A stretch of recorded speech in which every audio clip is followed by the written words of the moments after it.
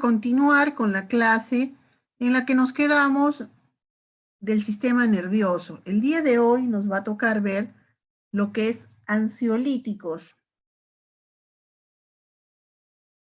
Básicamente son las benzodiazepinas, las azapironas y el zolpidem. Ahora, ¿pueden ver mi pantalla? ¿Alcanzan a ver las diapositivas?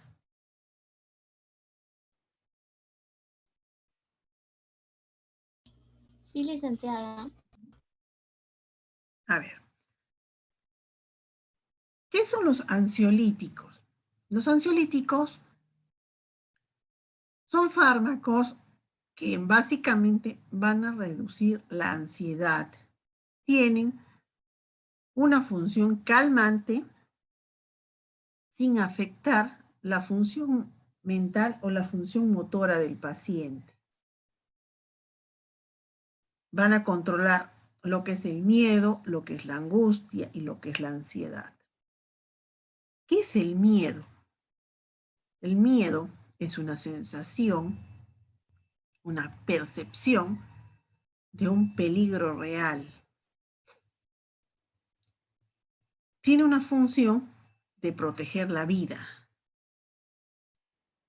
Y al sentir miedo, manifestamos dos tipos de respuesta, o agresión o huida. Es una forma de protección como respuesta al miedo. La angustia es un proceso inconsciente y amenazante para el yo que intenta salir de la conciencia. Y la ansiedad es lo que más se ve en los cuadros clínicos. Es una manifestación física de la angustia, de este proceso inconsciente de amenaza para el yo. Es los signos y síntomas que aparecen. Estos tres síntomas, estas tres características, el miedo, la angustia y la ansiedad, van a formar una enfermedad incapacitante que va a ir acompañada de temor, aprensión, preocupación excesiva, fatiga, temblores, palpitaciones, dolor precordial en el pecho y otros síntomas que puede ser dolor de cabeza, alteraciones en la presión arterial, problemas gástricos, entre otros. Entonces, estos fármacos, los ansiolíticos, van a controlar estas patologías, el miedo, la ansiedad y la angustia. Como les digo, se clasifican en tres grandes grupos, en las benzodiazepinas, en las azapironas y en el zolpidem. Todos tienen la misma función, que es controlar la ansiedad y tener un efecto calmante. Las benzodiazepinas es el grupo principal, el más utilizado, el más comercial que tenemos. Dentro de las benzodiazepinas tenemos el producto estrella, el más conocido, el alprazolam. Además tenemos el bromazepam, el clonazepam, que actualmente está o pertenece a un listado dado por el Ministerio de Salud de 38 medicamentos esenciales y obligatorios para la venta. Es decir, todas las farmacias y boticas deben tener el clonazepam de manera obligatoria. Además tenemos el clobazam, el clorazepato, el diazepam, el lorazepam, el midazolam y el trizolam. En las aspironas tenemos la buspirona y en el zolpidem lo tenemos como producto único, el zolpidem. Vamos a empezar con las benzodiazepinas. Las benzodiazepinas se pueden clasificar por la duración de su acción, de duración prolongada, duración intermedia y duración corta. Los de acción prolongada tenemos el clorazepato, el clorodiazepóxido y el diazepam. De estos tres, el más conocido, el más utilizado, es el diazepam. De acción intermedia, es decir, que va a durar de 10 a 20 horas, una acción de un día, tenemos el alprazolam y el lorazepam. En estos dos, el más conocido y más utilizado es el alprazolam. Y de acción corta, con una duración de 3 a 8 horas, tenemos el triazolam y el midazolam. El más conocido y más utilizado es el midazolam. Este midazolam generalmente se utiliza para procesos tipo endoscópicos, cirugías menores. ¿Por qué? Porque estas benzodiazepinas tienen un efecto terapéutico que es la amnesia anterógrada, que logra un olvido, una amnesia de los últimos momentos. Es decir, lo tomo y olvido lo que sucede minutos después de la ingestión o de la aplicación de estos medicamentos. Por eso se utiliza mucho este midazolam, que es de acción corta, para estos procesos, para que el paciente no recuerde la parte complicada, la parte fea de estos procedimientos. Otra forma de clasificación de las benzodiazepinas es debido a su comienzo de acción. ¿Qué tan rápido va a aparecer el efecto una vez que lo empezamos a utilizar el fármaco? Como vemos en esta diapositiva, estamos viendo cuánto nos va a durar en el organismo. Cada cuántas horas tenemos que repetir la dosis de tratamiento. Pero cuánto va a durar en aparecer el efecto una vez que lo empezamos a dar el medicamento. Por ejemplo, el alprazolam tiene un inicio de acción intermedio. Va a aparecer sus efectos entre 1 y 3 horas. Es un inicio un poco lento, porque va a demorar un poco en aparecer el efecto. A pesar de que su duración es de prácticamente un día, porque su duración del efecto es de 10 a 20 horas. El clorodiazepóxido igualmente tiene un efecto un comienzo de acción intermedio de 1 a 3 horas. Clonazepam igualmente. Clorazepato tiene un inicio de acción rápido. Comienza su acción a la media hora. Es un efecto bastante interesante, bastante rápido. Igualmente el diazepam va a comenzar a la media hora y su efecto es bastante prolongado. Va a durar de 1 a 3 días. También tenemos los que son de inicio lento. Por ejemplo, el prazepam, que va a demorar en iniciar más de 3 horas. Demasiado para un fármaco, para tener un efecto. Es un poco lento, un poco no muy comercial, no muy utilizado porque su inicio es demasiado lento.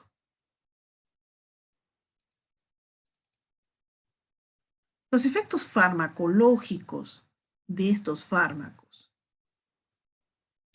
Sedación, pueden provocar un poco de sueño, sí, es normal. Hipnosis, disminución de la ansiedad, para lo que más se le utiliza. Relajación muscular, se le puede utilizar en algunos casos de contractura muscular. Cuando tenemos problemas de contractura, de estiramiento muscular, ya hemos visto estos casos en estos problemas de sistema nervioso. ¿En qué casos creen que podemos utilizarlo? ¿Alguna opinión?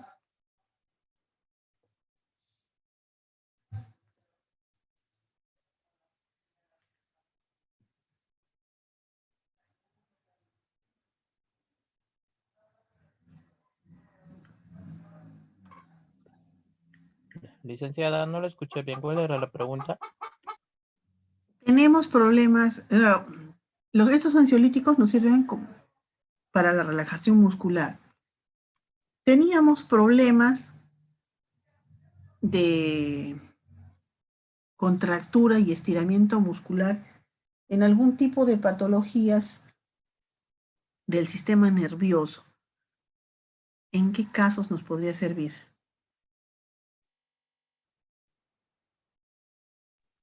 Profesora, ¿podría servir en fibromialgia? No tanto en fibromialgia porque no es para el dolor. Una contractura muscular sí podría funcionar. ¿Se acuerdan cómo eran los efectos de una convulsión?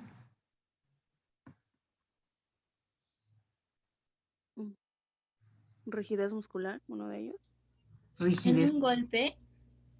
En un golpe no.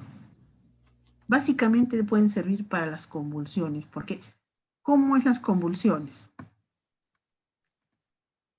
Viene en la epilepsia, ¿cómo es la convulsión? Viene la fase de estiramiento y luego la fase de convulsión.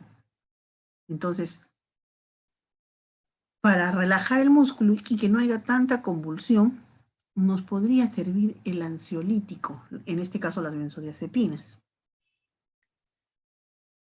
Funciona muy bien como anticonvulsivante para evitar específicamente los chocos.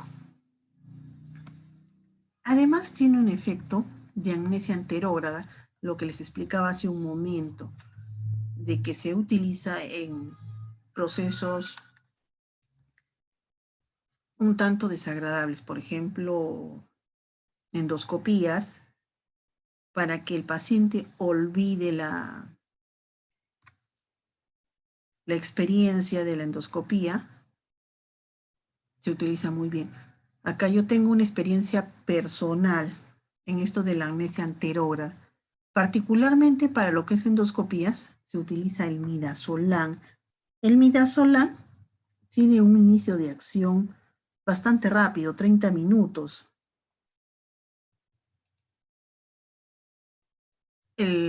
Bueno, lo que les iba a contar, ¿no? Una experiencia personal con respecto a esto de la amnesia anterógrada.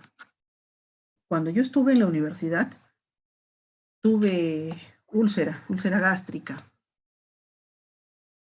Eso hace que como 17 años. Tuve que ir a un gastroenterólogo y bueno, estuve en tratamiento con el gastroenterólogo durante bastante periodo de tiempo, bastantes años. Y cada cierto tiempo me tenían que hacer una endoscopía para ver cómo estaba mi úlcera. Con tanto visitarlo al gastroenterólogo, forjamos una amistad. Entonces, debido a la amistad y a la profesión que ambos teníamos, conversábamos y en las últimas ocasiones, o al menos a partir de la tercera vez que me hicieron la endoscopía, él ya me volteaba a la máquina para que pudiese ver pudiese ver, ¿no? Observar la endoscopía. Entonces, al momento de introducir la cánula, ya yo miraba lo que pasaba. Pero me tenían que poner el midazolam. Entonces, yo recuerdo la conversación que tenía con el médico. Recuerdo haber visto la endoscopia, pero no recuerdo haberme la introducción de la cánula. Esa es la amnesia anterógrada. Entonces, es una experiencia personal que les puede dar una idea más clara de lo que es estos fármacos, ¿no? Además, estos fármacos, específicamente las benzodiazepinas, pueden generar tolerancia y dependencia física y psíquica. ¿Qué quiere decir esto? Que los pacientes se van a acostumbrar al uso de las benzodiazepinas y lo van a necesitar. Esta dependencia requiere dosis altas y un periodo prolongado de tiempo de uso. Es decir, de 2 a 3 meses de uso ya aparece la dependencia. Los que tienen acción corta, por ejemplo el lorazepam y el triazolam, son los que producen más rápidamente esta dependencia. Entonces, ¿cómo podemos retirar un medicamento o este medicamento específicamente para evitar la tolerancia y la dependencia? Lo vamos a retirar de forma paulatina. Por ejemplo, si estamos consumiendo el paciente 2 miligramos de una benzodiazepina, tenemos que ir retirando durante un par de semanas. Vamos a reducirle a 1.5 miligramos, luego otro par de semanas a 1 miligramo, otro par de semanas a 0.5 miligramos y así paulatinamente tiene que ser el retiro para evitar la dependencia física que puede producirse al retiro abrupto del medicamento. ¿Cómo funcionan? ¿Cuál es el mecanismo de acción de estas benzodiazepinas? Van a potenciar el efecto del GABA. ¿Qué era el GABA? ¿Se acuerdan? Lo vimos en la primera clase.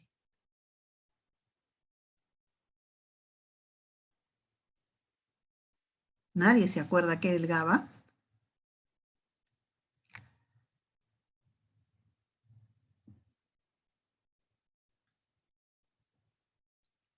El GABA es un neurotransmisor. Pero este es un neurotransmisor inhibitorio o excitatorio. ¿Alguien me puede decir? ¿Es un inhibidor? Es un neurotransmisor inhibitorio. Van a tener efectos inhibitorios en algún tipo de células. Entonces, ¿qué va a pasar? Estas benzodiazepinas van a potenciar el efecto inhibitorio del GABA. ¿Y cómo van a actuar? Se van a unir al receptor específico en el GABA. Este es un receptor de GABA. Se van a unir en el sitio específico para las benzodiazepinas, que sería este triangulito de aquí.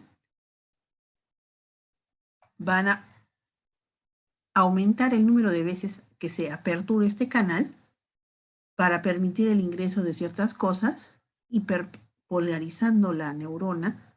Eso que quiere decir que la vamos a deprimir, va a entrar mucho más GABA y se va a potenciar el efecto.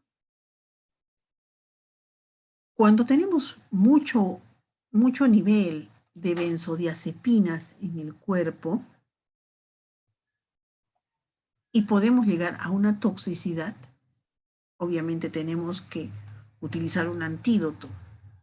El antídoto para las benzodiazepinas vendría a ser el flumazenil. ¿Cómo va a funcionar este flumazenil? El flumazenil va a venir y les va a decir, me voy a sentar acá y no permito que nadie va a entrar al sitio de las benzodiazepinas y no va a permitir que nadie más, ninguna otra benzodiazepina entre. Por lo tanto, va a impedir que este canal se aperture y que haya menor cantidad de GABA en la neurona y que no haya hiperpolarización de la misma, disminuyendo los efectos del GABA. ¿Sí? ¿Cuáles son los efectos adversos de las benzodiazepinas? Y hemos visto los efectos benéficos, ahora nos faltan los adversos. Los benéficos eran la sedación, la hipnosis, la disminución de la ansiedad, que era uno de los mejores que presentábamos, la relajación muscular, el efecto anticonvulsivante y la amnesia anterógrada para ciertos procedimientos. ¿Cuáles son los efectos negativos, los efectos adversos? La somnolencia. Ahora, la somnolencia será buena si yo trabajo, por ejemplo, conduciendo maquinaria pesada. ¿Qué piensa? O si trabajo como chofer de bus, será un buen... No, profesora, porque produce somnolencia. Claro, puede provocar un accidente, es una cosa bastante complicada. Mareos y vértigo, más o menos controlable, no es una cosa tan grave.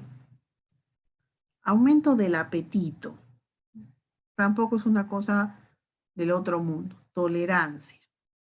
La dependencia, que ya hemos dicho, física y psíquica de este medicamento, que sí es una cosa bastante grave. El síndrome de abstinencia igual, que lo necesitan el fármaco. No pueden vivir, no están tranquilos si no tienen su fármaco, su benzodiazepina. Se ponen irritables, agresivos si no se les da su dosis, igual que la dependencia a cualquier droga, ¿no? A la cocaína, a la marihuana, al alcohol, que pueden hacer cualquier cosa por su dosis de benzodiazepina. Irritabilidad y insomnio. Se han acostumbrado a la sedación que causa la benzodiazepina. No tienen la benzodiazepina, no van a poder dormir, van a estar irritables. Depresión, cefalea, visión borrosa, náuseas, vómitos, diarrea, confusión. Esta confusión se da con mayor preferencia o con mayor cantidad de incidencia en ancianos. Ojo, las benzodiazepinas se les recomienda en un mayor porcentaje a pacientes de la tercera edad porque tienen problemas para dormir. Pero no sé hasta qué punto, yo no comparto mucho ese criterio de prescripción, porque le estamos dando un fármaco que le ayuda a dormir, si bien es cierto, por un lado, pero por el otro lado le está creando confusión mental. Entonces, no sé hasta qué punto sea conveniente para un anciano con relación a su calidad de vida crearle confusión mental. Son relativamente seguras con respecto a su sobredosis, pero muy peligrosos si los asociamos con alcohol. Si los asociamos con alcohol, estas benzodiazepinas, podemos llegar a un paro respiratorio o podemos empeorar, en el peor de los casos, no es el paro respiratorio. En el mejor de los casos podemos empeorar los efectos adversos. Entonces, definitivamente es una interacción bastante grave la benzodiazepina con el alcohol. Jamás se debe asociar benzodiazepinas con alcohol. ¿Cuáles son los usos terapéuticos de estos fármacos? Tratamiento de la ansiedad, ya hemos dicho. Inducción al sueño, porque provoca bastante sedación, también lo hemos dicho. Antiepiléptico. Hemos dicho que las benzodiazepinas provocan relajación muscular, entonces van a funcionar muy bien como antiepilépticos. Relajante muscular, para producir amnesia en endoscopías, lo que les estaba explicando en mi caso, una medicación preanestésica y control del síndrome de abstinencia por etanol. Los pacientes que han consumido etanol durante un largo periodo de tiempo, es decir, durante años de su vida, y de pronto se suspende el consumo de etanol, son pacientes totalmente psicóticos, descontrolados, pueden llegar hasta robar, agredir, para tener con qué consumir el etanol. Entonces, se les aplica estos benzodiazepinas para calmarlos, para sedarlos y poderlos controlar, para que no estén tan desesperados por el consumo de etanol. Si un paciente que está en recuperación de etanol, logra pasar una semana sin el etanol y es más fácil el proceso de recuperación. Por eso es que se utilizan las benzodiazepinas en las clínicas de rehabilitación de pacientes alcohólicos. ¿Alguna duda hasta este momento?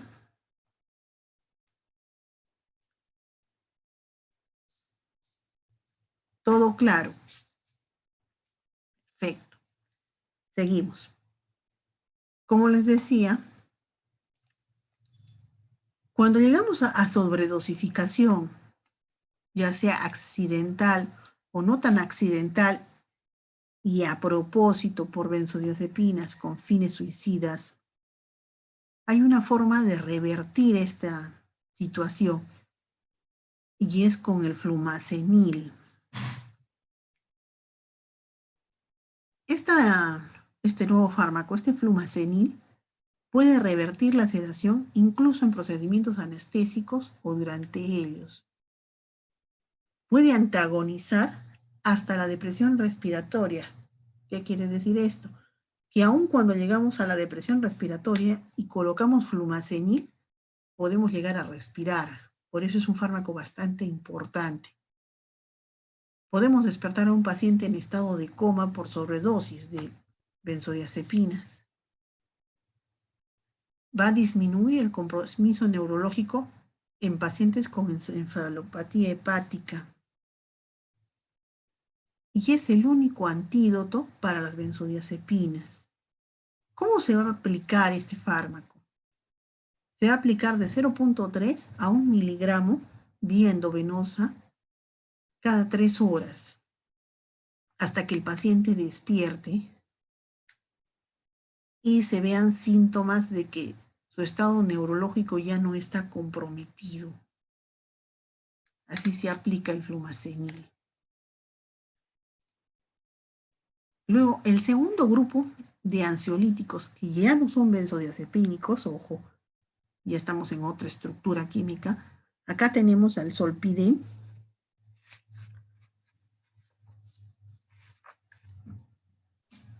Tiene efectos muy parecidos a las benzodiazepinas, que quiere decir, va a controlar la ansiedad, va a generar sedación, va a funcionar como un relajante muscular.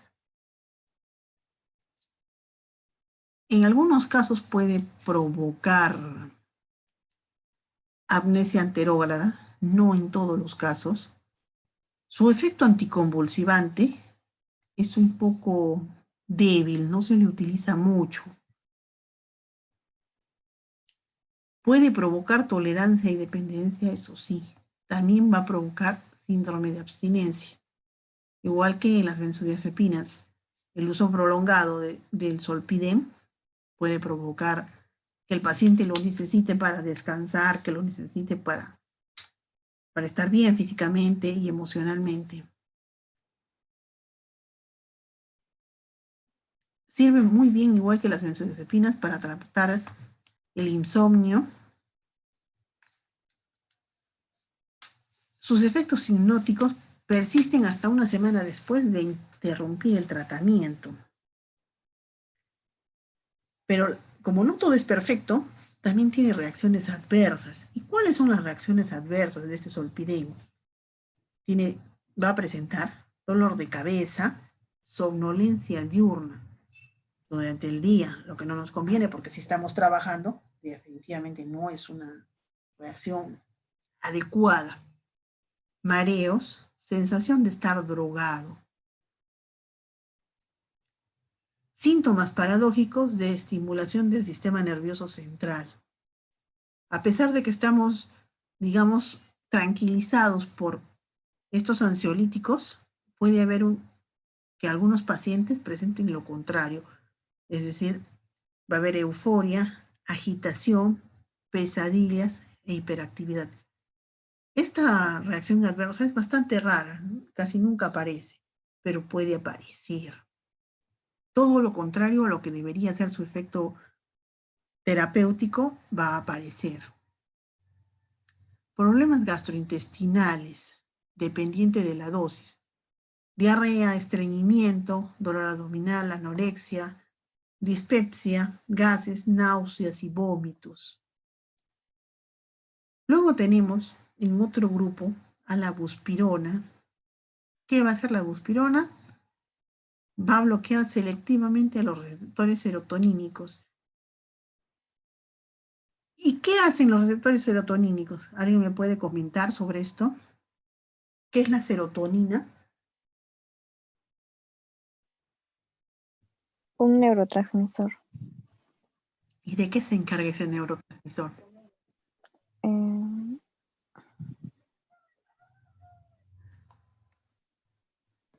¿O cómo es conocido ese neurotransmisor específicamente?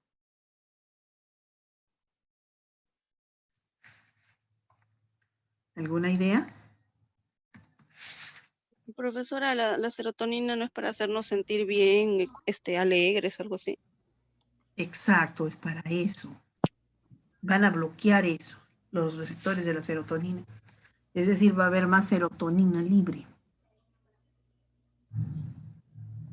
Van a disminuir la ansiedad sin producir depresión, sin producir sedación, somnolencia o amnesia.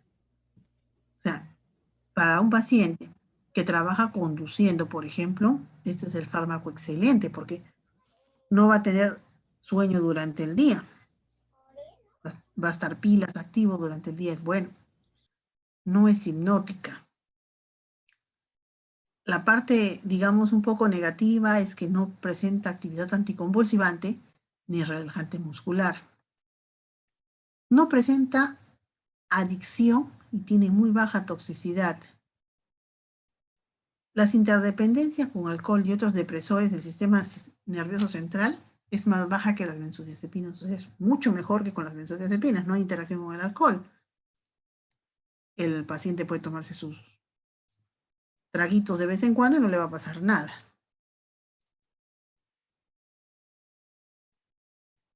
Es más efectiva para pacientes que presentan preocupación exagerada y dificultad para concentrarse. Las reacciones adversas más frecuentes de esta buspirona son los mareos, el insomnio, nerviosismo y fatiga, tolerancia y dependencia, y el síndrome de abstinencia muy rara vez. Por eso le he puesto un interrogante, porque es muy raro que se presente el síndrome de abstinencia. Hasta acá, ¿alguna duda, alguna pregunta, alguna inquietud? Porque vamos a entrar a una parte que es un poco más difícil, más complicada.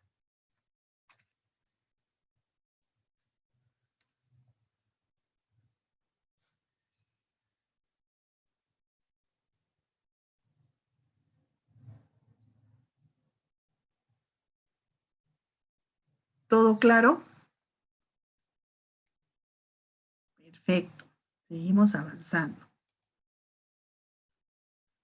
Anestésicos. ¿Cuándo se utilizan los anestésicos? Generalmente para cirugías, procesos más complejos. ¿Qué es la anestesia general? Es la pérdida reversible de la sensibilidad y la conciencia de la actividad motora y de los reflejos con amnesia consecutiva. Obviamente va a ser con fines quirúrgicos.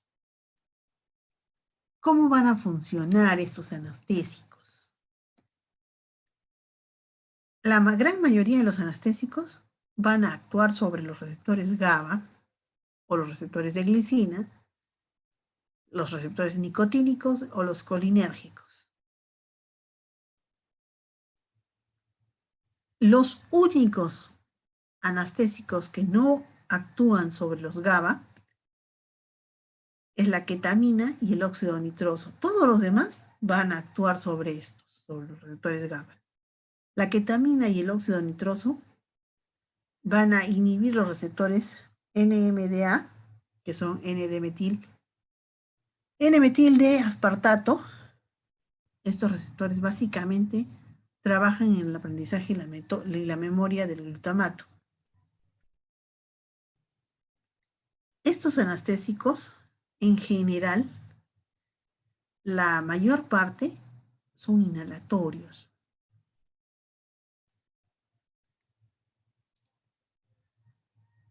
¿Cómo es un buen estado de anestesia? Tienen que provocar inconsciencia, analgesia, inmovilidad y amnesia. ¿Por qué? Porque si vamos a realizar una cirugía, definitivamente no, el paciente no tiene que estar consciente, porque si no nos va a hablar, ni hablar. No nos conviene eso. No debe sentir dolor, no se debe mover. Sobre todo la inmovilidad es importante. Porque, ¿qué pasaría si yo estoy haciendo una cirugía de tórax, por ejemplo, y mi paciente se mueve? ¿Qué creen que puede pasar? Ya tengo abierta la cavidad torácica y mi paciente se mueve.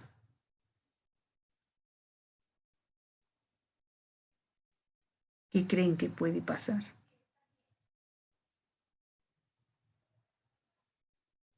¿Alguna idea?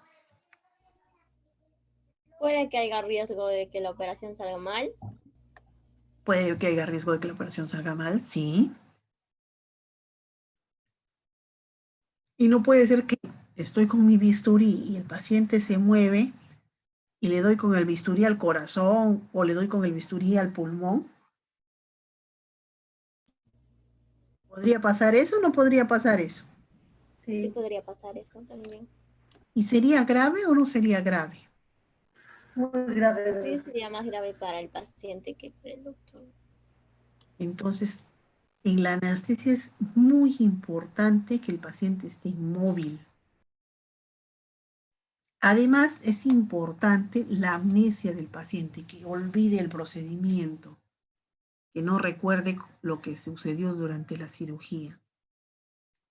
Porque si va a recordar que lo cortaron como un pavo en Navidad, ¿creen que el paciente se va a volver a dejar operar? No. No. Ni hablar. Podría ser más. Las características de un anestésico ideal, ¿cuáles son? Su inducción debe ser rápida. Su comienzo de anestesia debe ser rápida y placentera. No debe oler feo, no debe causar alergias, molestias. El restablecimiento, es decir, después de la cirugía, debe ser libre de molestias. No debe tener vómitos, por ejemplo. No debe tener náuseas después de que pasó la cirugía. Este anestésico que estamos diciendo que es inhalatorio, no debe ser irritante para piel y mucosas, porque si no va a molestar, va a generar ardor o escozor en la piel. Entonces no nos conviene eso, tiene que ser totalmente inocuo para piel y mucosas. Debe producir una buena relajación muscular. ¿Por qué una buena relajación muscular?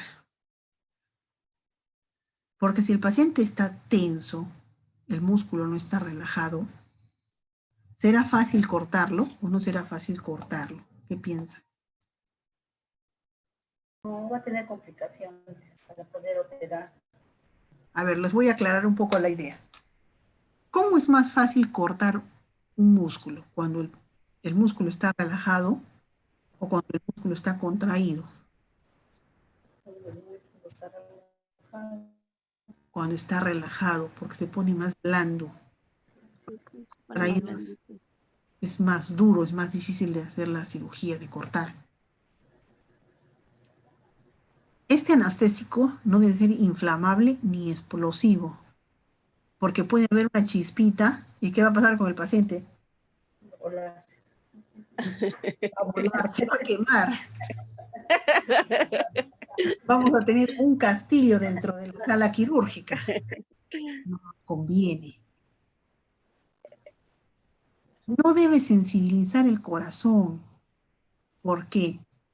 Porque si sensibiliza el corazón, tendremos una hipertensión, podría ser posible, Sí. tendremos una arritmia, por ejemplo,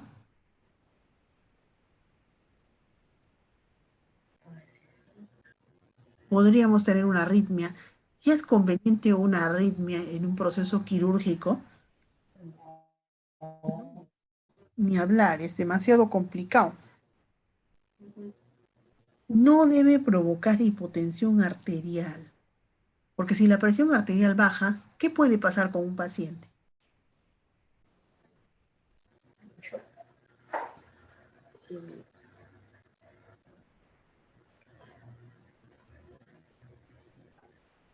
No se nos puede morir el paciente si su presión baja demasiado, Sí, profesora.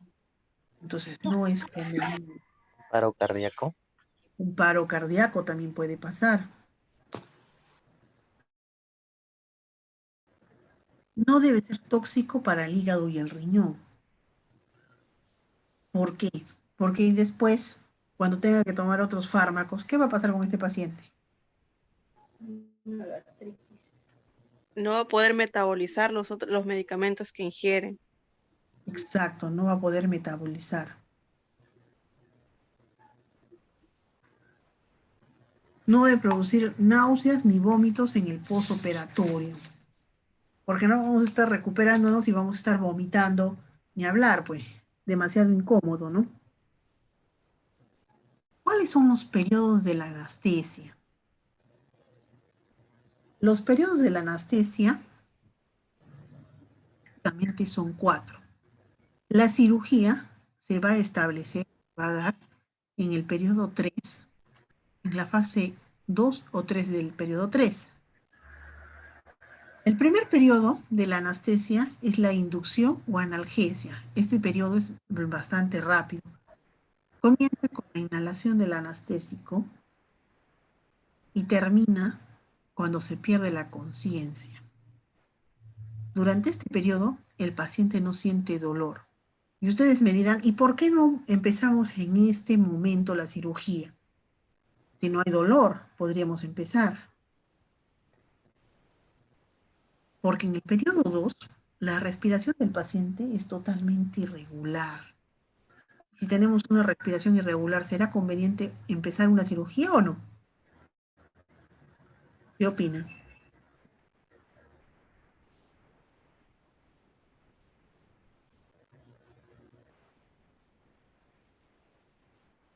No me dice. No, ni hablar, es peligrosísimo. Muy, muy peligroso. El segundo periodo de la anestesia, que es el periodo de excitación o delirio, comienza durante la pérdida de la conciencia y termina con la regularización de la respiración. Por eso tenemos que esperar que este periodo pase para empezar la cirugía. Durante este periodo, la respiración es demasiado irregular, no se puede hacer nada. Al final de este periodo, se pierde el reflejo palpebral. ¿Cuál es el reflejo palpebral? ¿Alguien me puede comentar sobre el reflejo palpebral?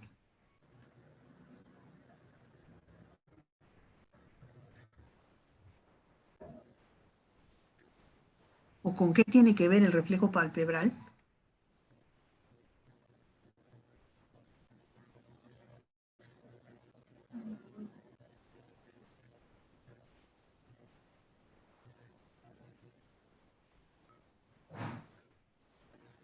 ¿Alguna idea?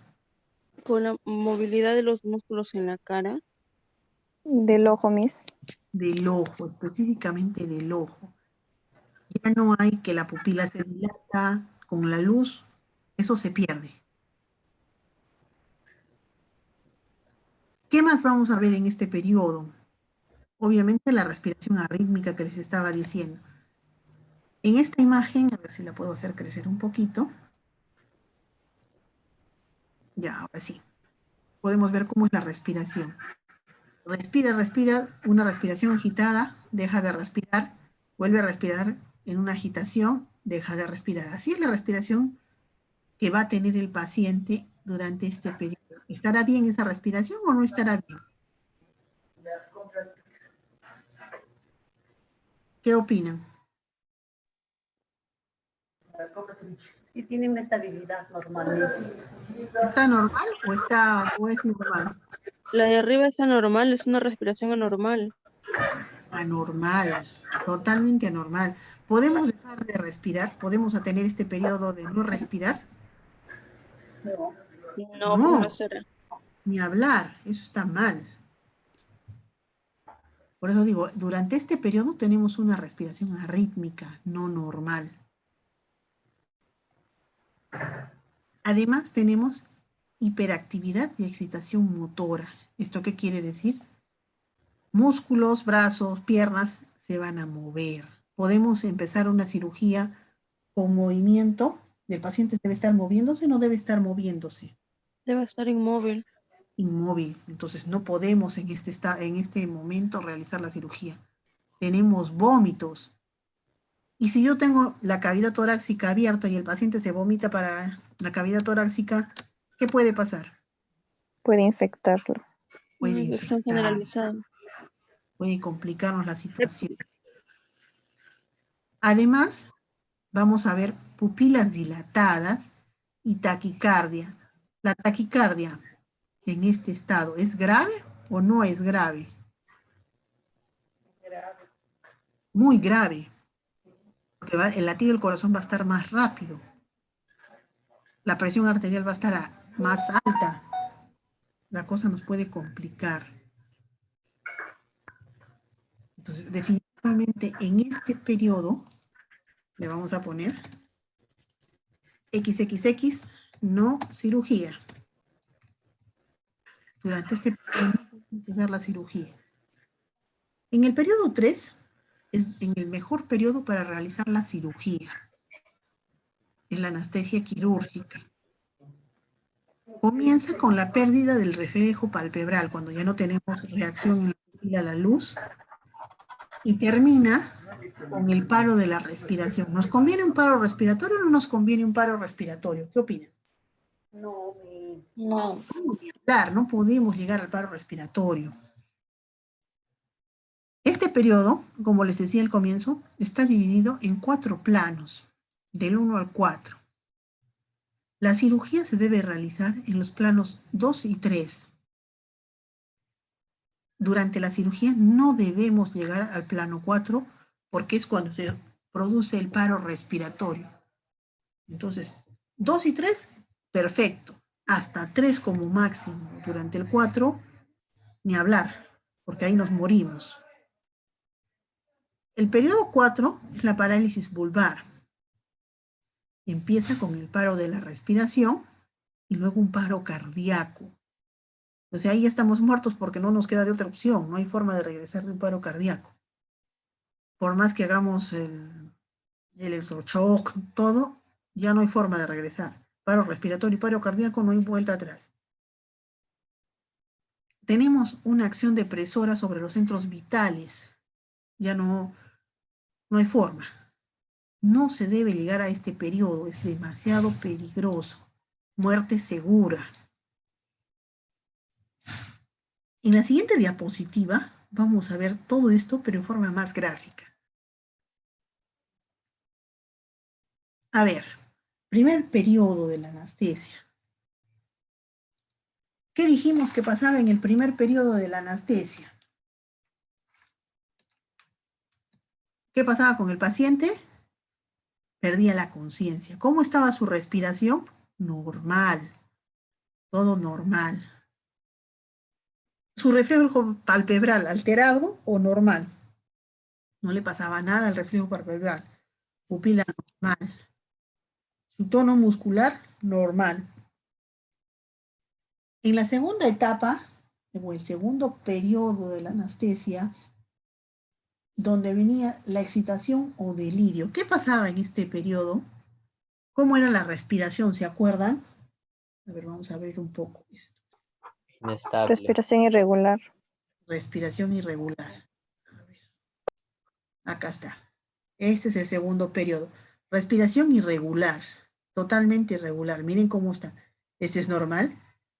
Esta como está, totalmente anormal. ¿Qué más pasaba en el segundo periodo? Pupilas, Perdí el reflejo palpebral. eso es en el tercer periodo. Pupilas dilatadas. Aumento de la secreción de lágrimas. El tono muscular aumentado. Había taquicardia, hiperactividad y excitación motora. ¿Esto qué quiere decir? Que el paciente se movía. Y para moverse el tono muscular está elevado.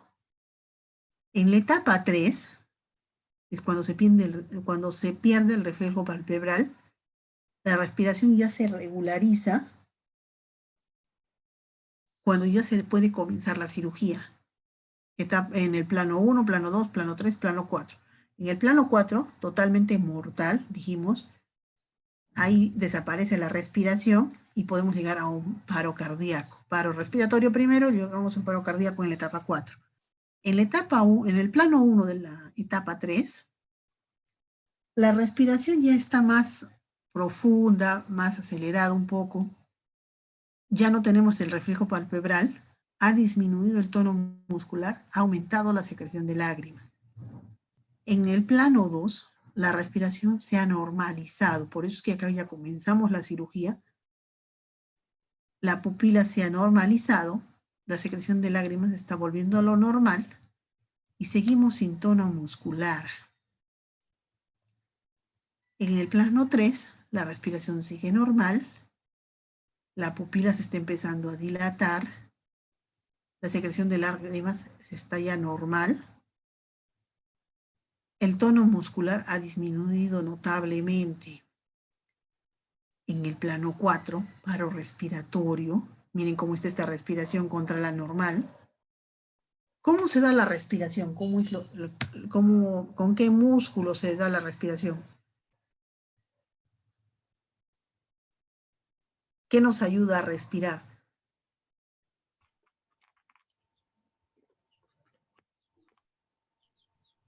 ¿Alguna idea? ¿Qué órgano nos ayuda a respirar? No, no qué órganos, sino qué músculos. ¿Cómo respiramos? No con los pulmones, sino muscularmente. El diafragma, ¿qué pasa con el diafragma?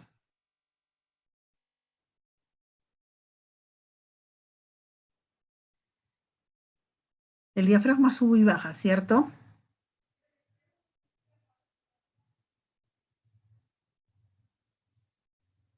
El diafragma sube y baja y los intercostales se dilatan y se estiran para poder permitir la respiración. En el plano 4, solamente el diafragma va a subir y bajar. Los intercostales no van a funcionar para el paro respiratorio. La pupila va a ver totalmente dilatada. El tono muscular no va a haber tono, porque miren cómo ya está totalmente bajo. Te voy a bajar, Gustavo. En la etapa 4, la respiración no hay. Pupila totalmente dilatada. Tono muscular no hay. Y si no hay tono muscular, el corazón, ¿qué pasa con nuestro corazoncito?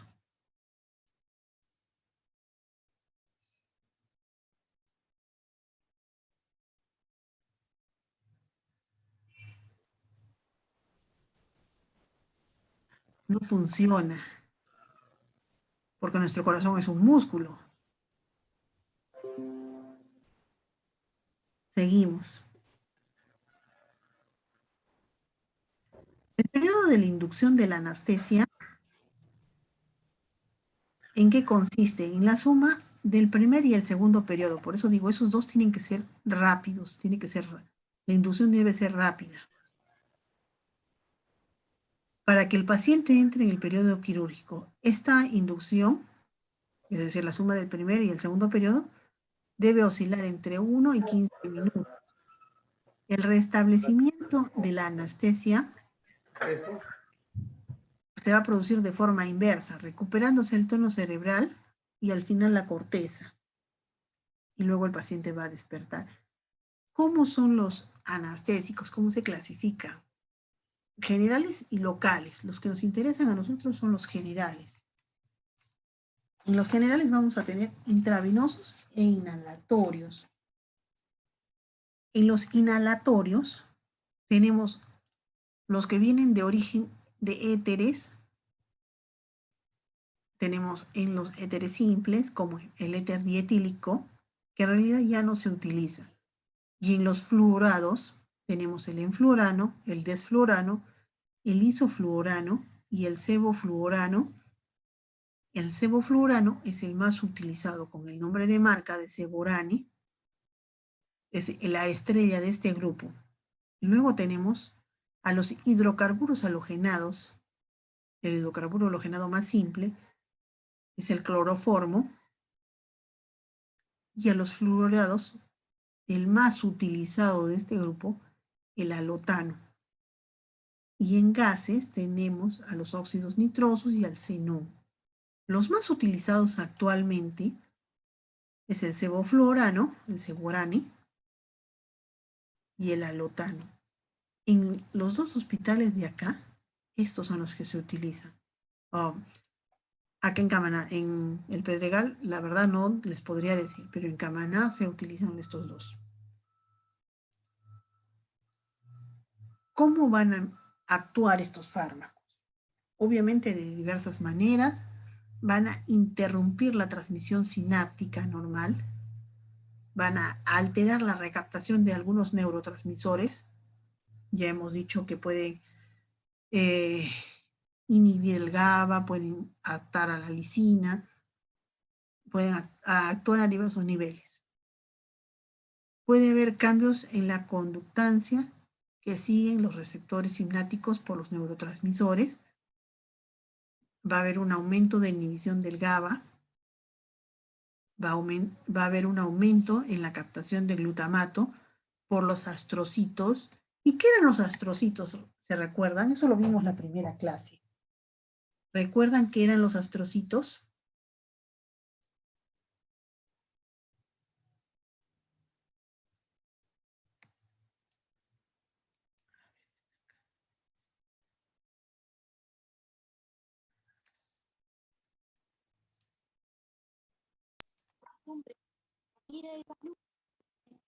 Los astrocitos eran estos verdecitos, ¿los recuerdan ahora sí?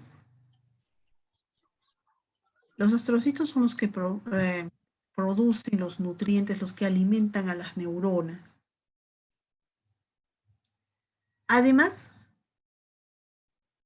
van a antagonizar los receptores NMDA, es el N-metil de aspartato, van a potenciar la anestesia, van a desensibilizar los receptores nicotínicos de la acetilcolina y los muscarínicos. Todo eso van a hacer. Los efectos de los anestésicos inhalados sobre los órganos y sistemas, ¿cuáles son? Sobre el sistema nervioso central, obviamente va a ser inconsciencia y amnesia, porque no necesitamos a un paciente consciente ni que recuerde la cirugía. Eso se da a concentraciones bajas, disminución de la función intelectual y aumento de los síntomas en anestesia prolongada. Se puede dañar considerablemente las habilidades persistivas, cognitivas y motoras del aprendizaje. Obviamente durante la cirugía no nos conviene que aprenda el paciente, no nos interesa eso. Sobre el sistema respiratorio, podemos provocar depresión respiratoria y un aumento de la presión de CO2, dosis dependiente. A mayor anestésico, mayor presión de CO2. ¿Nos conviene que haya mayor CO2 en el cuerpo o no nos conviene?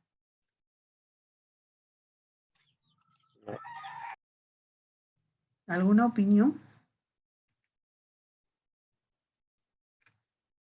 No nos conviene. El sistema respiratorio se encarga de depurar el CO2, pero como hay un aumento no va a poder depurar lo suficiente. Hay un aumento de la frecuencia respiratoria en el organismo. A nivel cardiovascular, vamos a tener vasodilatación y por lo tanto una baja de la presión, un descenso del consumo del miocardio de oxígeno. El alotano va a relajar las arterias coronarias. Sobre la función renal, va a haber una disminución del flujo renal sanguíneo. Si todos estos órganos están disminuyendo su flujo sanguíneo o su consumo de oxígeno, ¿cómo estarán? ¿Bien irrigados o estarán isquémicos?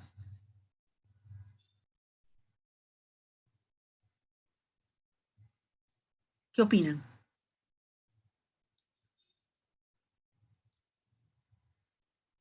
Pueden estar isquémicos. Entre mayor tiempo usemos los anestésicos, la isquemia va a ser peor. Puede haber un daño en estos órganos. Sobre el sistema neuromuscular, va a potenciar los efectos de relajantes neuromusculares y también tiene sus propios efectos de relajantes propios. Puede precipitar una hipertermia maligna. ¿Y qué es una hipertermia maligna? Una hipertermia maligna es una fiebre de 40 grados sin causa. No hay infección, no hay ninguna causa de dolor que pueda provocar la fiebre. Es una fiebre que viene así de por sí a 40 grados y no la puedes bajar. ¿Qué pasa si tenemos 40 grados de fiebre?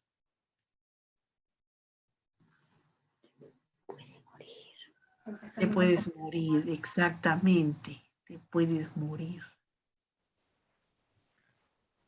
Sobre un útero y un feto va a haber una relajación miometrial en el útero. Pérdida de sangre del bebé, en el feto, y estos anestésicos pueden cruzar la barrera placentaria, es decir, pueden generar efectos en el bebé, en el feto. Los anestésicos endovenosos que tenemos los barbitúricos, que los vamos a ver más adelante, no sé si nos dará tiempo el día de hoy para ver a los barbitúricos. Tenemos el etomidato, que es un corticoesteroide. Se administra en perfusión continua, vía endovenosa, o sea, va a goteo continuo. Va a tener una capacidad de supresión córtico-adrenal y por lo tanto tiene una mayor mortalidad posoperatoria. Por lo que este etomidato solamente se utiliza para la inducción, o sea, para la etapa 1 y 2 de la inducción de la anestesia. ¿Cómo actúa? Simulando los efectos del GABA. Puede generar mioclonías en un 30 y un 60%. ¿Qué son mioclonías? ¿Alguien me puede comentar sobre las mioclonías?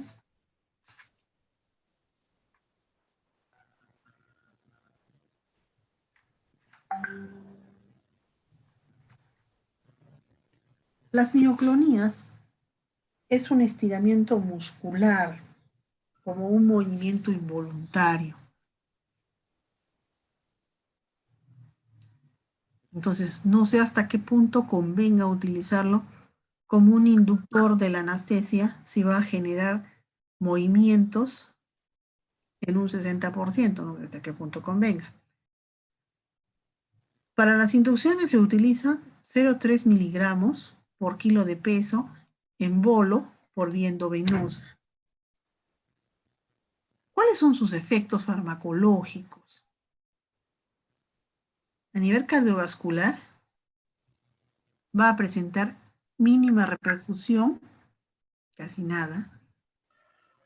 Va a disminuir la resistencia periférica vascular. A nivel respiratorio, no va a haber apnea, o sea, no va a parar el sistema respiratorio. A nivel sistema nervioso central, va a disminuir el metabolismo basal. A nivel endocrino, va a producir una inhibición transitoria de la síntesis del cortisol y la aldosterona. Si vamos a provocar una inhibición de la aldosterona, ¿qué va a pasar con la presión?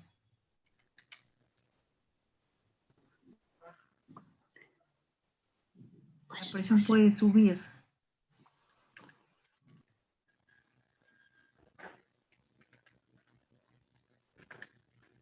Luego tenemos al propofol, que lo vamos a ver en lo que son los hipnóticos, y la ketamina. La ketamina es uno de los más utilizados. Se le puede utilizar en niños, en pacientes pediátricos. ¿Cuál es su mecanismo de acción? Va a bloquear los reflejos postsinápticos espinales, va a inhibir los neurotransmisores excitatorios, va a provocar una disociación talámica de la conciencia y va a generar una interacción con receptores opiáceos colinérgicos y glutaminérgicos. Su efecto va a aparecer a los 10 minutos, o sea, es un efecto bastante rápido para una inducción, es bastante rápido. Se le puede utilizar por vía endovenosa o por vía intramuscular. Si se utiliza por vía intramuscular va a demorar un poco más, 30 minutos. Si es como un agente de inducción, se le va a utilizar de 0.5 a 2 miligramos por kilo vía endovenosa o de 4 a 10 miligramos por kilo por vía intramuscular. ¿Y cuáles son sus efectos? A nivel cardiovascular, aumenta el gasto cardíaco. Por lo tanto, no se le puede usar en cardiopatías. A nivel respiratorio, va a generar broncodilatación y va a producir una salivación excesiva. Como va a provocar una broncodilatación, vamos a tener una mejor respiración. A nivel sistema nervioso central, vamos a tener las mioclonías, es decir, esas contracciones involuntarias. Vamos a tener efectos simpático-miméticos adversos, ilusiones, delirios, pesadillas. Además va a producir analgesia y amnesia.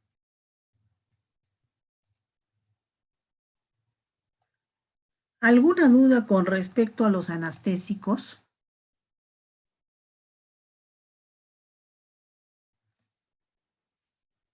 ¿Todo está claro?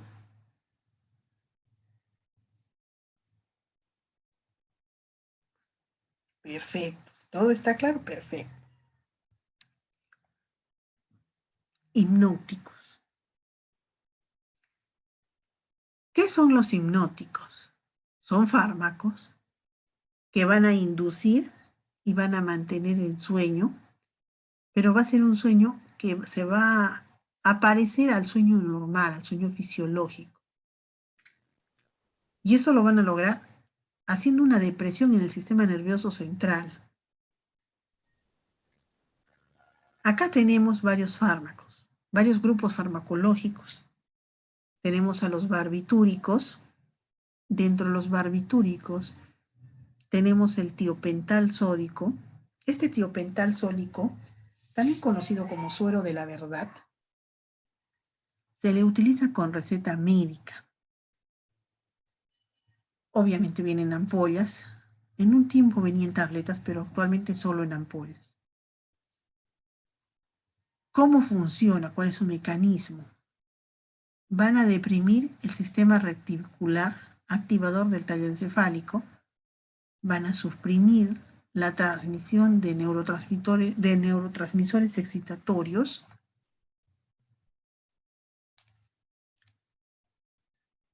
¿Me están escuchando, chicos? Chicos. Sí, mi la escuchamos. Sí, estamos escuchando. Ya sí se le escucha. Porque por interno me pusieron que no me escuchaban. Bueno. Aumentan los neurotransmisores inhibitorios, como el GABA, por ejemplo. Van a interferir la liberación de neurotransmisores presinápticos e interaccionan sobre los receptores postsinápticos. La dosis es de 3.5 miligramos por kilo en casos de anestesia, o sea, cuando se utilizan para cirugía. Esto es para la inducción, solo para inducción. En un tiempo este tiopental sódico lo utilizaban las fuerzas policiales para interrogatorios. ¿Por qué? Porque llegaban al paciente a un estado hipnótico y el paciente decía lo que había pasado, decía la verdad, no le daba opción a mentir. Entonces, si el paciente había matado, no tenía opción de negarse a lo que había hecho. Por eso se utilizaba en interrogatorios. Pero el problema de este tiopental es que si no se dosifica bien, podemos llegar a un paro respiratorio. Entonces tiene que hacerlo un médico, la utilización de este fármaco para evitar problemas graves. Sus efectos farmacológicos a nivel cardiovascular es el descenso de la presión arterial, taquicardia, depresión miocárdica. Con dosis altas puede haber un colapso cardiovascular. ¿Qué quiere decir esto?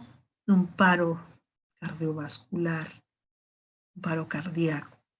A nivel respiratorio puede haber una depresión respiratoria, un paro respiratorio, apnea, que deja de respirar, descenso de la sensibilidad al CO2, es decir, no nos damos cuenta y nos podemos intoxicar por CO2, laringoespasmo, broncoespasmo. La laringe se cierra, los bronquios se cierran. Al sistema nervioso central hay una excitación paradójica. A nivel gastrointestinal hay un descenso del flujo sanguíneo hepático, no hay la suficiente irrigación al hígado, náuseas y vómitos, y puede haber alergias debido a liberación de histamina. Luego tenemos el fenobarbital, también dentro del grupo de los barbitúricos, que viene en tabletas de 100 miligramos y en frascos en ampolla de 200 miligramos por vía endovenosa o intramuscular. Tiene una actividad sedante, hipnótica y anestésica. Pero además de su acción antiepiléptica selectiva, porque eso ya lo hemos visto en los antiepilépticos, no produce sueño.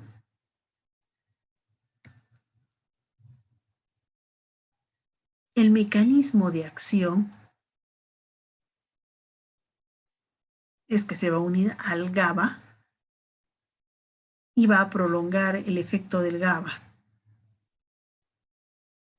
Obviamente su reacción adversa más grave es la depresión del centro respiratorio y puede provocar la muerte. En otro grupo de estos hipnóticos tenemos al propofol, que también se utiliza como anestésico. Es el hipnótico más utilizado en la actualidad. Es un fármaco hidrosoluble, por lo que se presenta en forma de emulsión lipídica y genera dolor durante la aplicación. Su mecanismo de acción es que facilita la neurotransmisión del GABA. Se puede usar en niños. Es una de las características más importantes de este propofol. Sus efectos farmacológicos a nivel cardiovascular van a disminuir la resistencia vascular, van a disminuir la contractibilidad del miocardio, disminuyen el gasto cardíaco en pacientes con mala función ventricular, o sea, no se puede utilizar este propofol en pacientes cardíacos.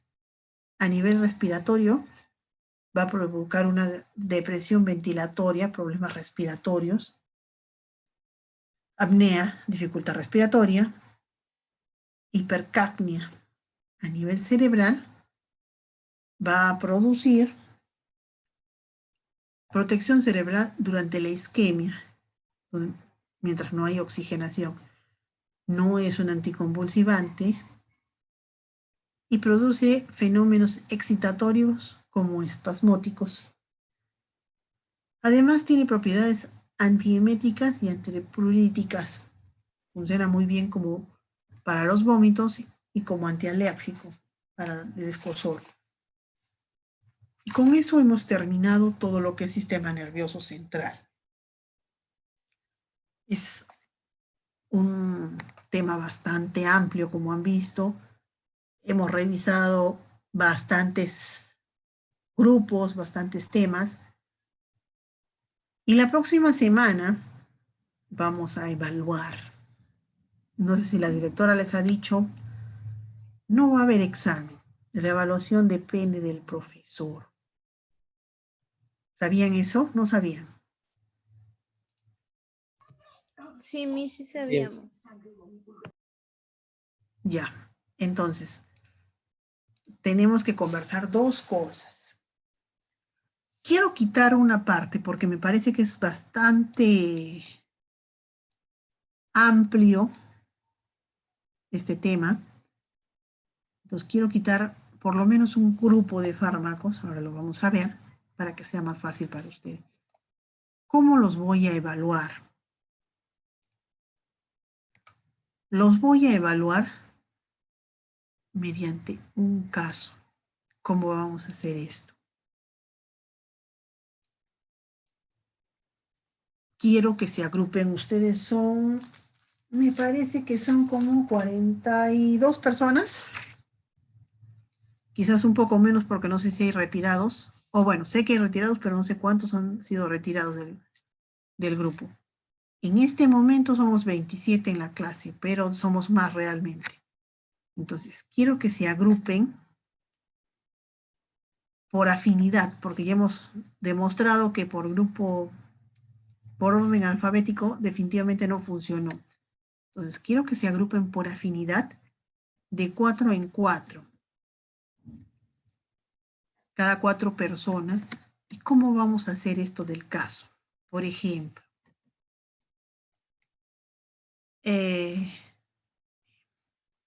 yo les voy a decir, a ver qué hemos visto. Allá.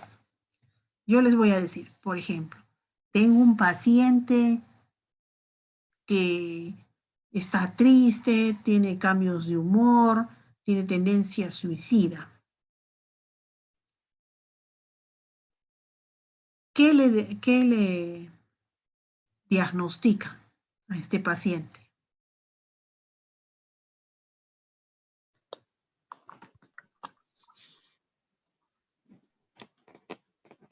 ¿Qué le diagnosticaría a mi paciente? Lo estoy diciendo, cambios de humor, está triste y tiene tendencia a depresión, exacto. Y les voy a poner, ¿qué tratamiento le darían? No me van a decir antidepresivo, no, tienen que escoger qué antidepresivo le van a dar.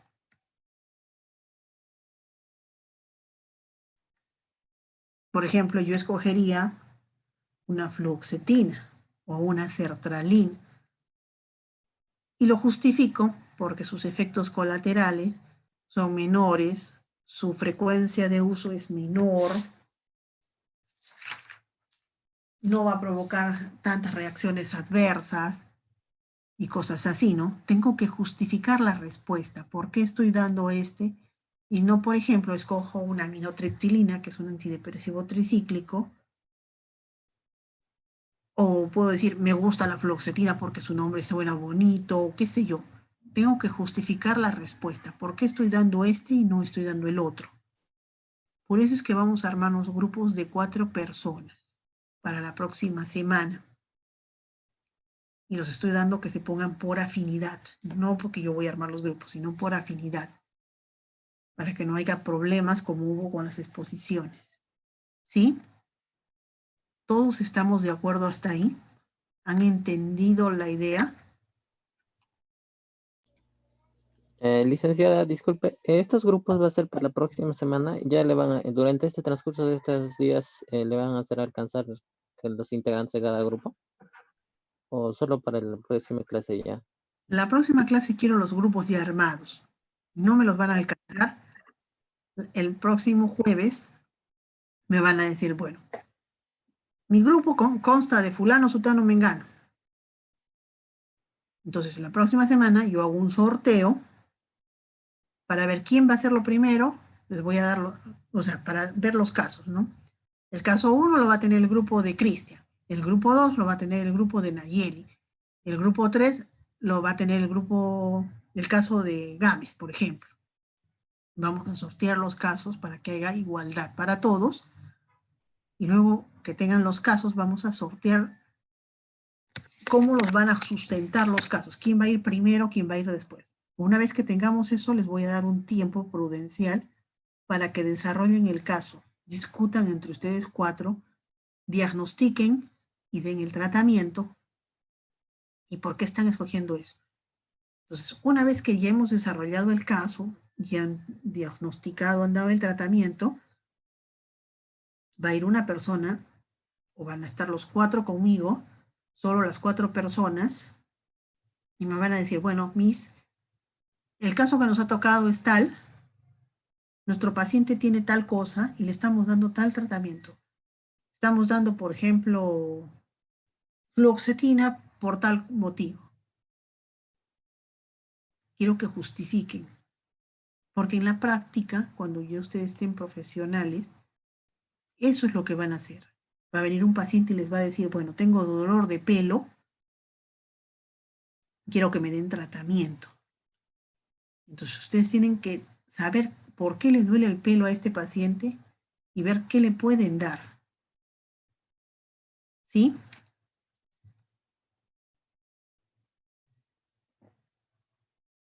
¿Me entendieron? Sí, licenciada. Licenciada, yo tengo una consulta. De los anterior grupo que nos ha formado, faltaba muchos grupos de exponer. ¿Eso cómo va a ser? ¿Vamos a continuar con eso? Creo que solo un Sí. grupo expuso. Expusieron todos los que es del sistema nervioso. Todos los que son de cardiovascular faltan todavía. Ellos van a exponer para la siguiente fase, para la fase 3. O sea, después de la evaluación de ahora, de la próxima semana, la siguiente semana empezamos con eso, con lo que es exposiciones de cardiovascular. Las notas de la exposición la voy a guardar para la fase 3. ¿Por qué? Porque obviamente los casos clínicos no van a tener mala nota. Si tú haces un buen diagnóstico, no vas a tener mal el tratamiento. Tú puedes escoger, por ejemplo, seguimos en el ejemplo del antidepresivo. Tú puedes escoger fluoxetina como aminotriptilina. La elección del fármaco depende de ti, no está mal. Mientras tú justifiques por qué escogiste este y no escogiste aquel, está bien. O sea, lo que depende la nota es que tú hagas un buen diagnóstico de la enfermedad. ¿Me entiendes la idea?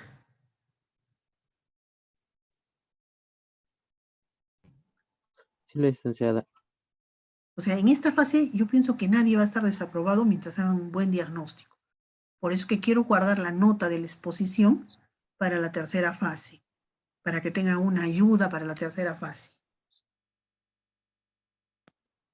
Todos de acuerdo hasta el momento.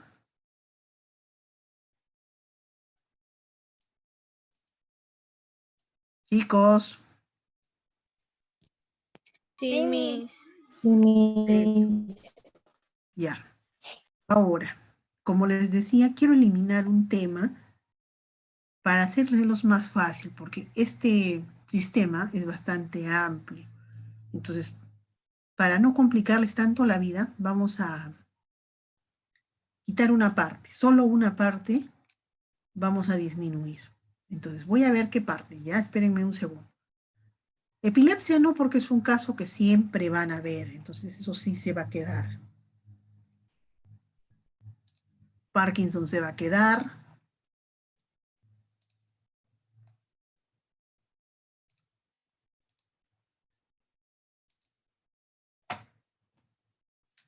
A ver.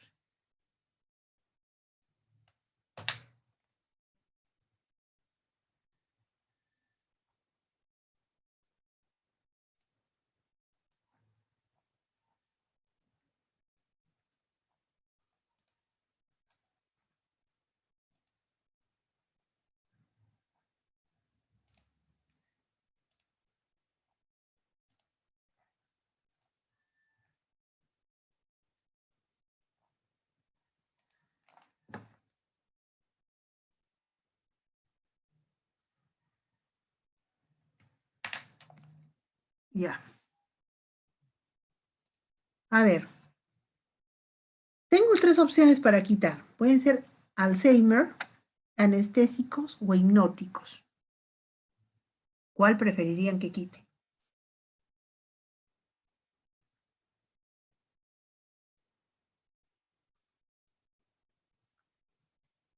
¿O quieren que lo escoja yo? Licenciada, yo creo que serían los anestésicos. Depende de ustedes. A mí no se me hace tan complicado. Hipnóticos me parece que es un poco más complicado. Yo pienso que hipnóticos. Depende de ustedes, por eso digo, depende de ustedes. Sí, mis hipnóticos. Hipnóticos. Sinóptico, mis. Ya, entonces hipnóticos no van a entrar. Los hipnóticos van desde la 107 hasta la 112. Esos no van a entrar. Entonces, quiero que estudien, que revisen, porque tienen bastantes diapositivas. Además, tienen las exposiciones de sus compañeros, que nos ayudan a identificar, a diagnosticar las enfermedades. Tienen que revisar esto para poder hacer un buen diagnóstico, porque si se equivocan en el diagnóstico, el tratamiento está por las puras. El diagnóstico es el que nos manda. Un buen diagnóstico nos ayuda a dar un buen tratamiento.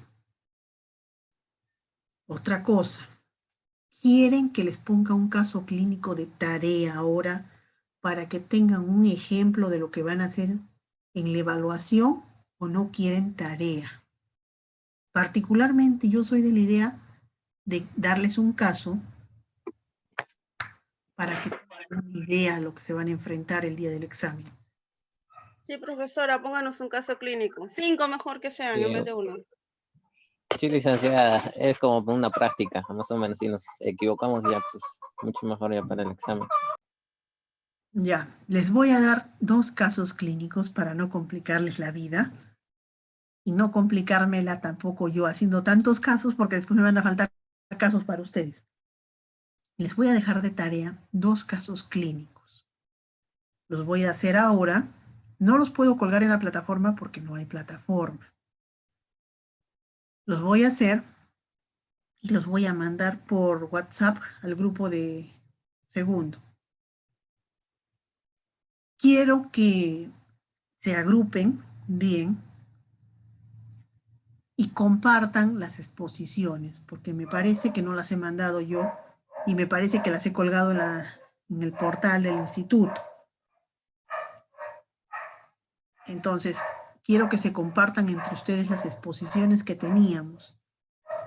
Es decir, epilepsia, Parkinson, depresión, Alzheimer. Porque eso los va a ayudar a poder diagnosticar la enfermedad. ¿Sí? Sí, mis. Ya, me están debiendo todavía la tarea de depresión. ¿Se acuerdan que les dejé la tarea de depresión? Sí, mis.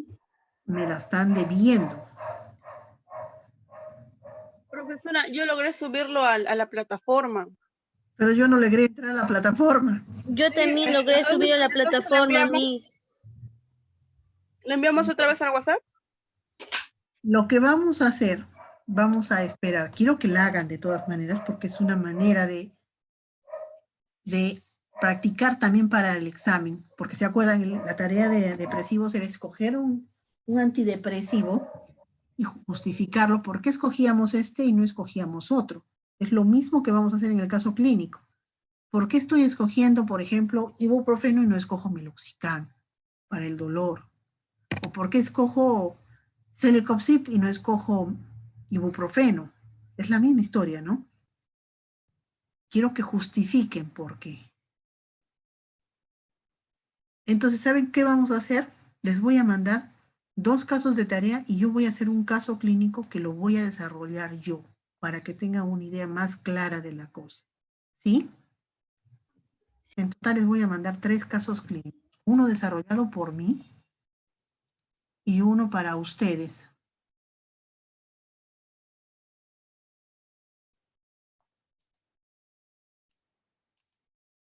¿Me entendieron? Sí, Miss. Perfecto. Entonces, la tarea para la próxima semana es hacerme los grupos de la evaluación, hacerme los 2 casos, que es la práctica para ustedes, y estudiar. Para la evaluación pueden tener sus separatas, no hay problema. Pero como se han dado cuenta, es harta información. Entonces, tienen que estudiarla para poder encontrarla rápido. No les voy a dar 2 horas para que hagan el caso clínico, porque un paciente va a ir a la farmacia y no les va a decir, bueno, señorita o señor, me duele el diente y les voy a esperar 2 horas para que ustedes den tratamiento. No. En la práctica es, me duele el diente, ¿qué me da? Ustedes tienen pues máximo 2 minutos para pensar qué les dan. Entonces no van a tener 2 horas para poder resolver el caso, van a tener un tiempo prudencial. Lo más seguro es que sean 20 minutos para que nos alcance el tiempo para los demás justificar por qué escogieron ese tratamiento y dieron el diagnóstico los 10 grupos que vamos a tener en práctica. ¿Sí? Entonces van a tener las separatas con ustedes el rato del caso, pero tienen que estudiar de todas maneras. Esa es la tarea para la próxima semana. ¿Todos de acuerdo?